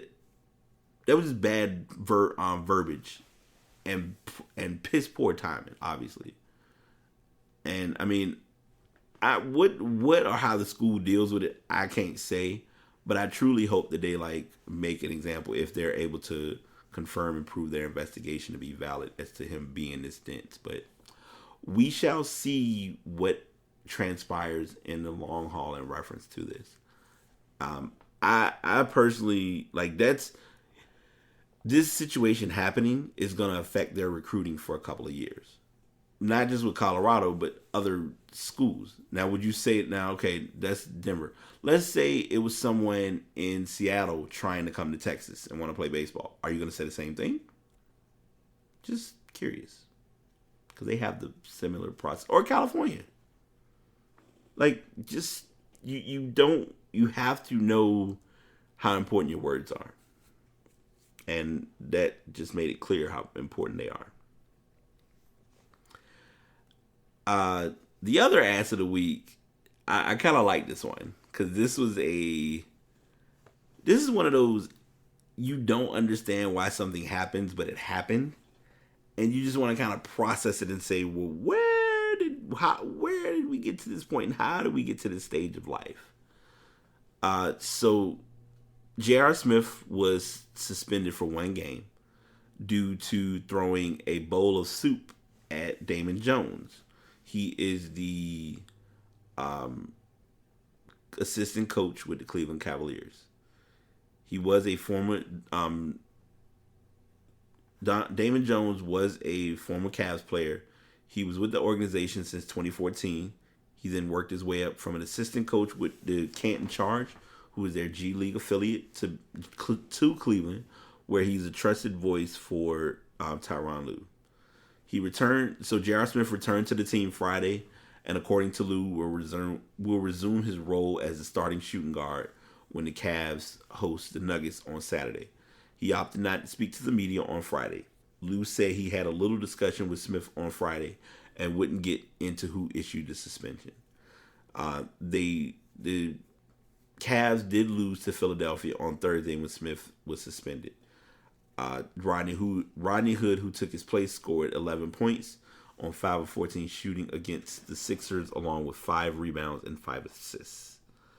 So, time to have fun. There was an interview, and I wish I would have found that article, but I didn't think to factor it in. I just kind of was whisking through stories and came across that one. But they did do an interview, and they talked to J.R. Smith. And J.R. Smith was so nonchalant about it. He was like, I don't remember what soup it was. I don't even, like, it was basically like he didn't remember anything from it happening. He knew the incident occurred, and that was it. I always love to get these stories and talk about these things because it makes me wonder who was able to share that this happened first and foremost. And secondly, even with it happening, if it was at an event or at a venue or whatever, how did it go public? Like, there's always like a media snitch that finds this information, and then it's all of a sudden J.R. Smith seen having throwing his soup at a coach. Was the soup hot? It must not have been that bad because he didn't get any burns or marks from it, and it didn't go public as far as him being injured from the throw. What instigated this soup throw is my other thing. Like, I I'm not getting where this all went. Was it broth? Like, I'm being silly about this a little bit, and I'm making it's ass of the week for me because J.R. Smith is pretty much J.R. Smith. Like, we saw the emotional J.R. Smith when they won the championship. We kind of saw him as a bit of a no-show last season, but it was a no-show unintentionally. I mean, you were playing the Warriors, who had 3.5 superstars or 3.5 all-stars, because I'm not gonna start with that. No, but they had 4 all-stars, and this year, and I'm not sure if it was this year or if it was. I don't even think if it was with Cleveland or not. But this is the same J.R. Smith that's like untying people's shoes, getting all of this random attention. And, you go through all these changes and adjustments. And then, this year he's wearing the Supreme. He's turning into Team Supreme with the Supreme sleeve and all that type jazz. So it's random and it's weird, but it's J.R. Smith. So I don't know if it's really an ass of the week, if it's attention based, or if it was just him being him. And he served his 1 game suspension. Great, cool, no problem. I'm just hoping he doesn't do it again. So we're gonna close here. I do have a bit of a final thought, and I will make sure I put this in the show notes because I, have been slipping on not really. I put information, but not put information. This is going to be a very Brian-esque final thought. Be very cautious in what you say. And I'm not going to just say be cautious what you say and leave it at that. I'm going to kind of chew into this a little bit and just talk because I want people who are listening to know and understand me and just kind of let this be my rant and rave for the day or tonight. We never know when we say something or do something how much it can impact someone because there may not be an immediate response right then and there. By nature, we're going to process what's being said. We may not speak on it again, but it's in our mind, it's on our heart. And we then kind of run with where our headspace is in reference to that. I'm sharing this and I'm saying this because due to a personal experience and due to just overall just natural knowledge, over my life, a lot of times I've been very quiet. By default, I've just not said things, and it's worked out, and it's been all well and good. But then on the other side, I've made comments and I've said things, and usually, like most things, once you say it, it's not even about you can't take it back or anything of that sort. It's you said it, now you have to be accountable for it. There were times and there were points where I normally would not be as accountable for what I said or what I did. Lately, that's changed. And it's actually changed for the better. So I'm just saying that and I'm just sharing this with everyone just to get people to understand, like, if there's something you need to talk about, there's no problem with talking about it, but also know how you're going to go about talking about it. Because if you just talk about it and you're reckless in what you say, you have to live with what's being said in the sense of knowing that the person who hears it can interpret it for wherever or however it's meant to go. But you also have to be true to knowing that you don't want to say something and it come off the wrong way and could possibly impact you in multiple unexpected ways. And I'm leaving it there, but I'm also just kind of, if you want to know or just kind of get an understanding of where I'm coming from with that, I can definitely shoot the breeze with you on that. Instagram, Twitter, Facebook, I am under Past Podcasts. Like I said before, if you want to send an email, pastpodcastbt@gmail.com. Thank y'all for tuning in. Believe me when I say every listen, every thought, every feedback, anything that's been shared with me, it's all helping the podcast, and I'm thankful for it. So with that being the case, I know I've said with that being said enough times, but yeah, since we're here, we'll go ahead and cap it off here. Until next time, BT signing out. Take care. Thanks for tuning in. If you'd like to get any information specifically based on the shows, you can go to Spreaker.com/BriTapePodcast or go to www.passpodcast.com. On both of those options, you do have the information related to what topics were talked about, the timestamps for the episode, as well as the specific links related to that specific story. Thanks for tuning in. Until next time, the Pass signing out. でもそんなんじゃダメもうそんなんじゃほら心は進化するよもっともっとそんなんじゃダメもうそんなんじゃほら心は進化するよもっと